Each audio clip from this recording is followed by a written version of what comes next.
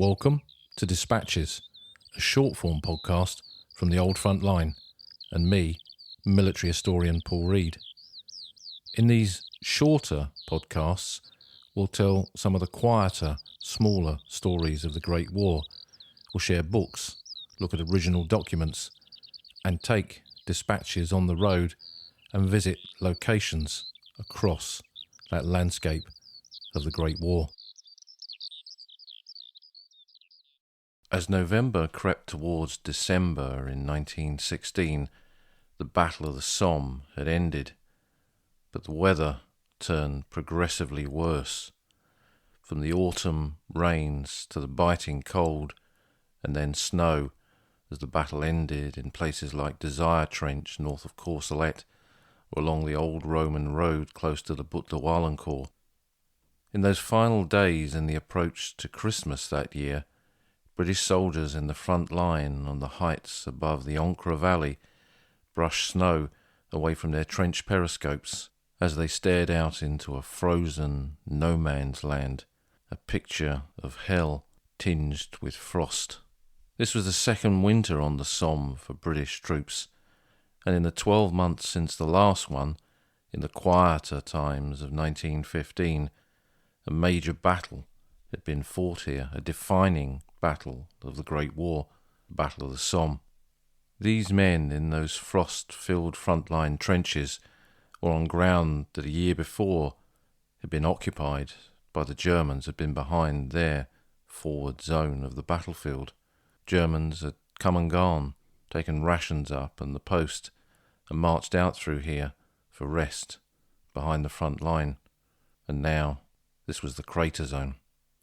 And that battle that had brought them all to this point had cost for Britain and its empire over 150,000 dead in 1916, and it had brought with it a Pyrrhic victory, and brought them now to the coldest winter of the war, where temperatures were reported to be below -20 in the front lines. But if we take a few steps back first, what had brought Britain and her empire to these vast open fields of the Somme? The Somme front in 1914 had been a place where France and Germany had clashed.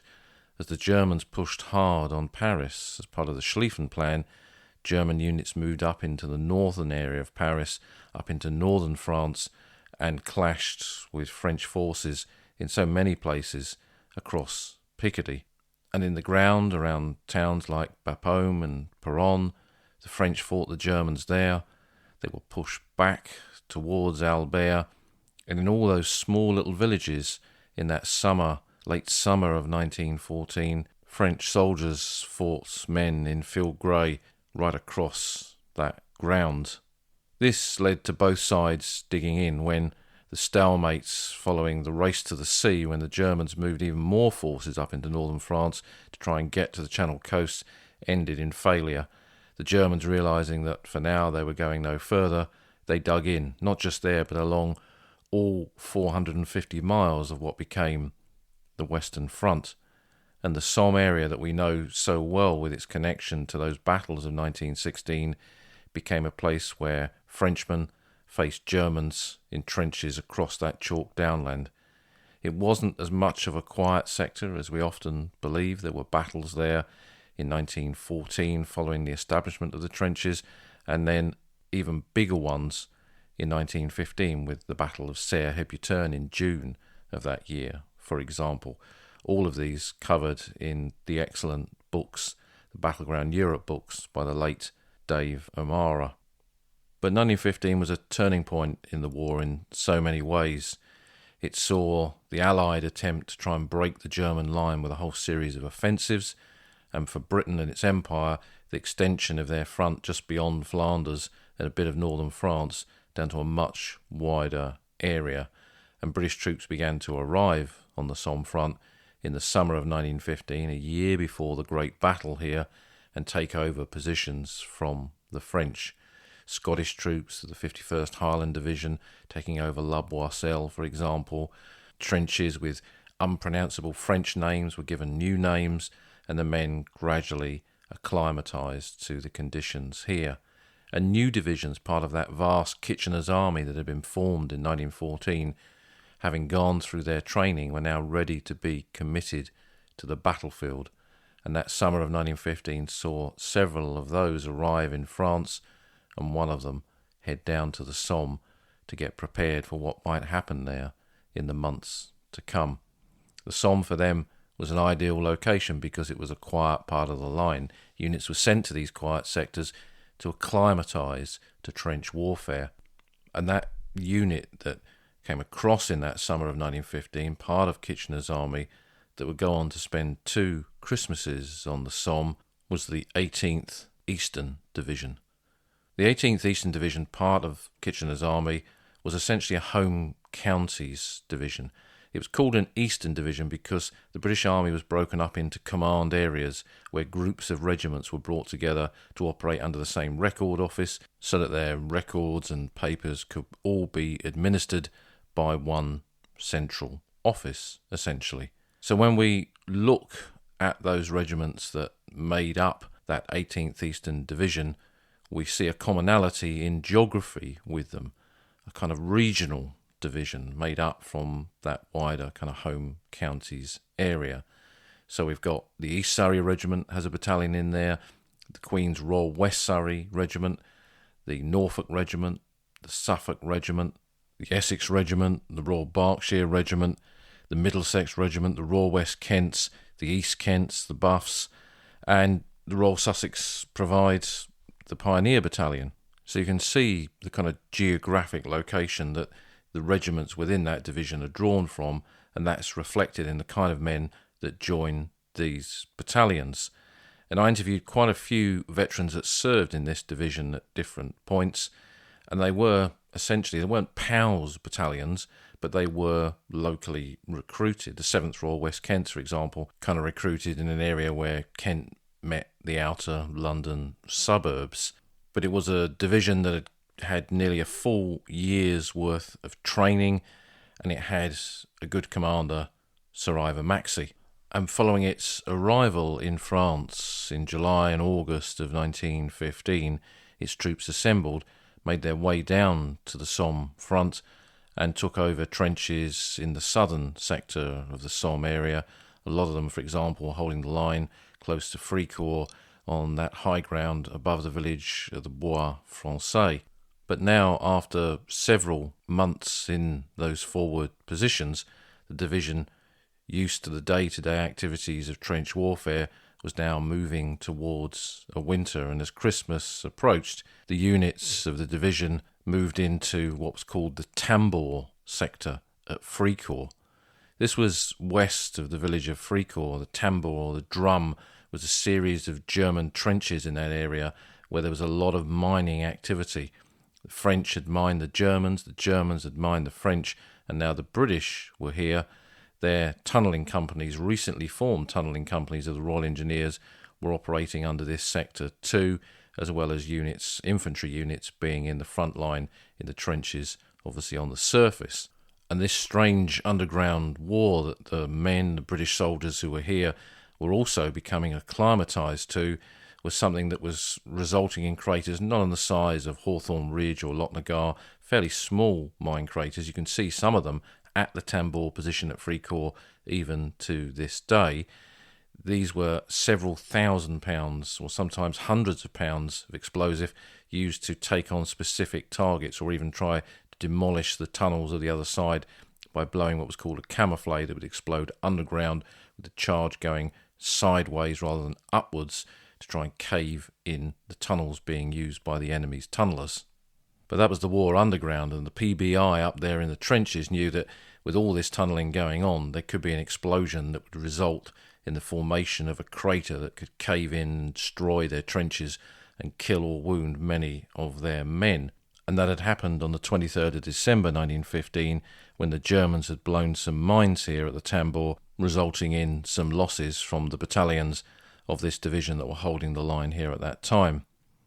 On Christmas Eve, the men were anxious that this would happen again, but despite shelling, the Germans were largely quiet.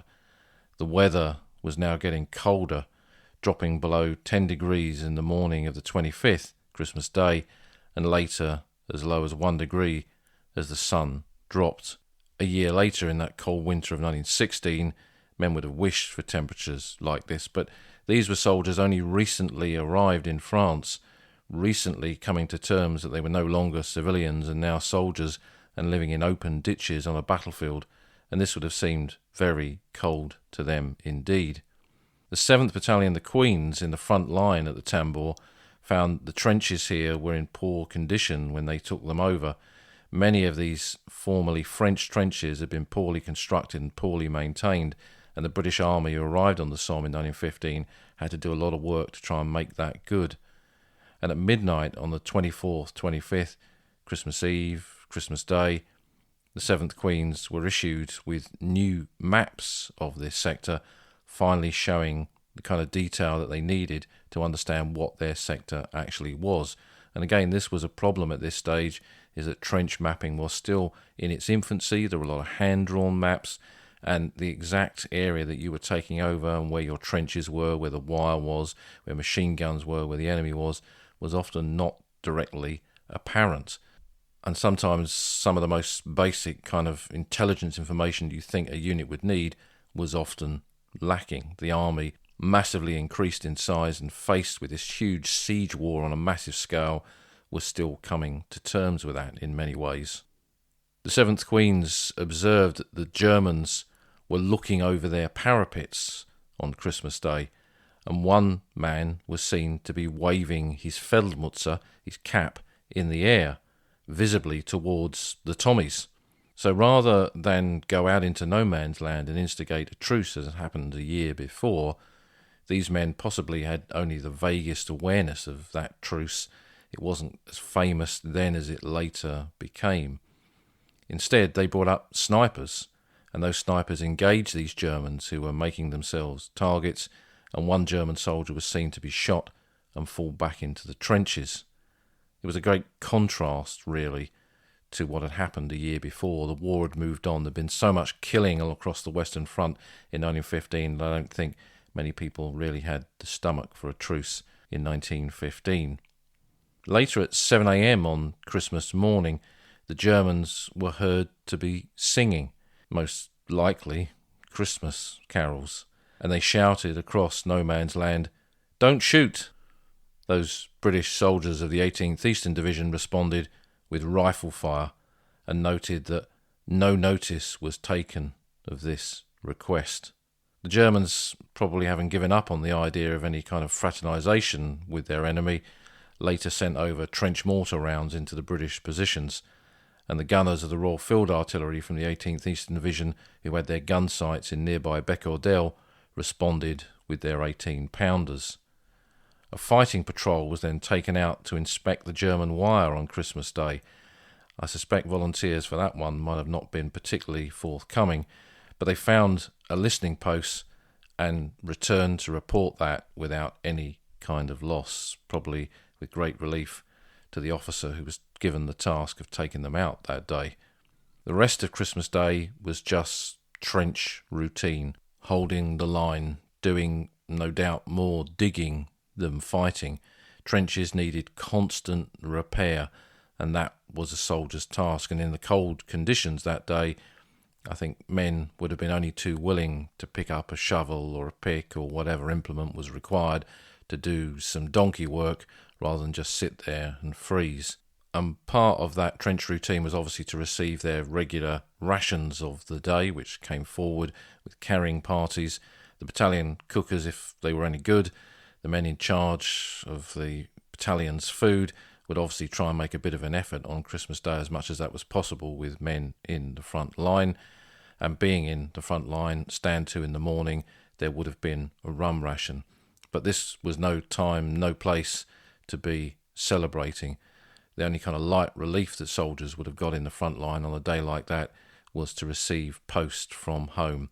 And post being pretty regular, with millions of letters going to and from the Western Front on a regular basis, men would have received Christmas cards and letters and parcels from the family, which through the post corporal and the post section within the battalion would have arrived in that forward area to be distributed to the men. That key aspect of keeping soldiers' morale up by receiving posts from home was an essential part of their frontline experience, particularly on days like this, when the old world and family back home must have felt a long, long way away. So that was the men in the front line. The division, with nearly 20,000 personnel, was not occupying the whole of the front line with every single man in the division in the forward zone of the battlefield. Units were out of the line, and one of those was the 10th Battalion of the Essex Regiment. Now, they subsequently had a very good old comrades association, and they published an excellent battalion history called With the 10th Essex in France, written by two of its officers, Banks and Chell. It's one of my favourite little battalion histories, and I have an original copy of it which I can see just on the bookshelves just over there, that was owned by the family of Lieutenant Beaver, who was an officer of the battalion who was killed in the Ancre Valley in 1917 and is buried at Adenac Cemetery, and some of his original letters are tucked into that copy.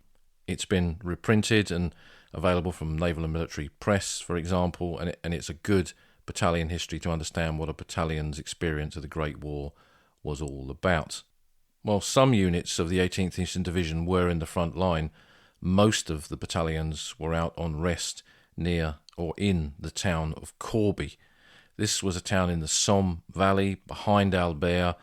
It was surrounded by small little villages and suburbs, and the 10th Essex were in one of those suburbs at La Nouvelle, after having just been in the line at La Boisselle and been involved in mining operations there where they'd lost some of their soldiers. The battalion history relates the accounts of what was their experience on Christmas Day 1915, that first Christmas on the Somme for British troops. Training simply hastened on Christmas, and when we slackened off a day or two before the feast, we had our work cut out to get our Christmas shopping done in time. Corby can seldom have been so gay or prosperous, and the good folk who kept the shops in the street running south from the cathedral never failed us. They had fruit and nuts and decorations galore. The beer, too, was plentiful, and not at all bad. By the aid of the mess cart and a limber or two, we had our Christmas fare at the dining hall by Christmas Eve. The girls' school at La Nouvelle made an excellent dining room and concert hall, and everyone helped to make it gay and jolly. Few of us had experienced Christmas in a Roman Catholic country before, and during the afternoon of Christmas Eve, a fair number of requests were received for permission to attend the midnight mass. Many men attended this service with their hosts. Christmas Day itself was fine, and the band roused us to Christmas pitch with a few carols ere it took us off to church parade. After service it played from the bandstand in the square. La Place became quite a rotten row for the next hour, and then it marched home to the tune of "What cheer, me old brown son, how are you?" One's memory can still hear the shouts of the old battalion as that favourite tune came on. Dinners should have been cooked at 1 o'clock, but a minor tragedy occurred. There was one evil spirit in Corby, and he was the La Nouvelle baker. Days before, this gentleman had promised the colonel that he would roast pork for the whole battalion on Christmas morning. Normally he finished baking bread at 10 a.m, but during those days before Christmas, we all had shown such a liking for his bread that he put on 2 extra bakings daily. At 10:30 on Christmas Day, he quietly but firmly told the colonel that he couldn't start on the pork till 3 p.m. If he had only had the decency to give us a day's notice of this change of mind, what were we to do? I well remember being dragged in to reason with him in the best French I could muster. He was obdurate. We had to decide whether our company should wait till 5 or 6 p.m. for a roast, or take stew at 2:30. We decided on the latter course and made the best of it. A plentiful supply of good pudding and other Christmas fare, and above all, an unlimited supply of cheery spirit went a long way towards soothing things over. But it is impossible to neutralise the disappointment of dishing up another dose of everlasting stew in place of roast pork on a Christmas Day on active service. For these men so vividly described there by Banks and Chell in that history of the 10th Essex, it was a moment of peace, that Christmas of 1915, a moment of normality that perhaps they would look back on in the year ahead as their war took them through battles from the 1st of July, Trones Wood, to the Thiepval Ridge and the high ground above Courcelette alongside the Canadians. The officers doubly celebrated by having their photograph taken in a group at a studio at a house outside La Nouvelle near to the railway station. This small chateau had been taken over by a local photographer and used as a place where soldiers could have their photographs taken, and many of the units had group photographs taken there on the back steps of the chateau. I first came across this chateau in that photograph of the men of the 9th Battalion King's Own Yorkshire Light Infantry, the men who coined that famous phrase, "when the barrage lifts." And through researching that photograph, discovered the story of this chateau, discovered that it had been used as a studio, and tracked it down. It's still there to this day. And since I picked up that first postcard taken there of the 9th Coylie, I've found many, many others. And in the history of the 10th Essex, there is one such photograph showing them on those steps, the little balustrades that surrounds the back of the chateau. I wonder how many thousands of British soldiers had their photographs taken there in that year leading up to the Battle of the Somme. Being close to a railway station, an area of movement of soldiers, I guess there was an almost never-ending supply of customers to that photographer.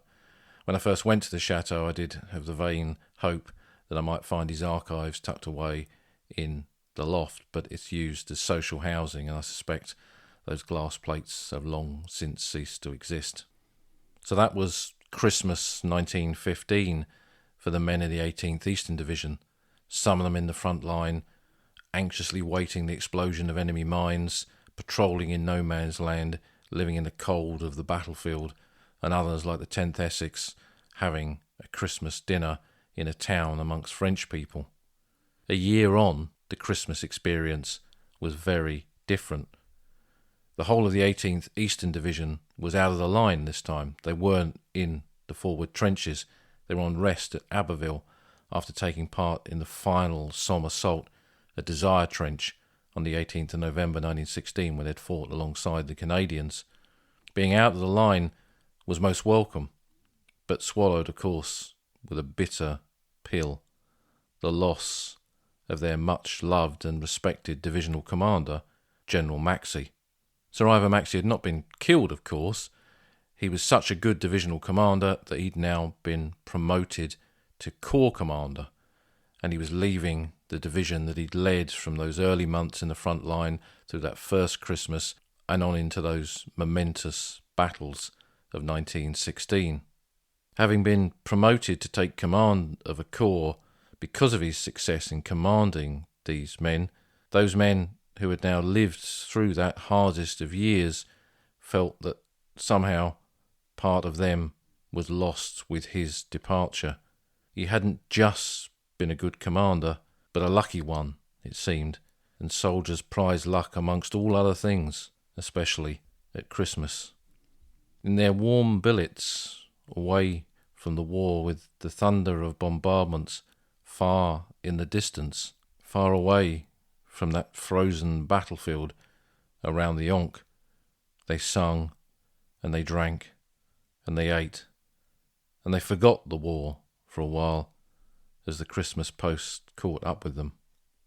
In the warm billets of the farms that they occupied in those villages around Abbeville, the replacements, the men who joined after that most recent show, looked at them with envy as they heard the old hands tell the tales of 1916. As yet they hadn't found their pathways across the battlefields, but in the year to come, with Arras and the mud of Passchendaele, they too would find their own identity as veterans, their own secret places that would never leave them, their shadows of the old front line.